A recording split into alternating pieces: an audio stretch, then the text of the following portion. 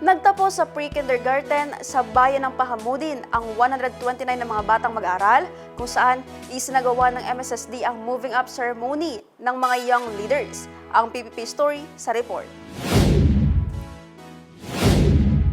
Matagumpay na isinagawa ng MSSD ang Must Moving Up Ceremony ng Cluster 1 Child Development Center noong Marso 25, 2026 sa Barangay Simsiman, Bayan ng Pahamudin.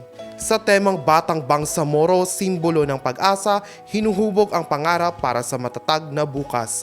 Kabuuang 129 na mag-aaral mula sa 6 na CDC ang pagtatapos sa pre-kindergarten program ng Early Childhood Care at Development at handa nang pumasok sa kindergarten sa susunod na taon.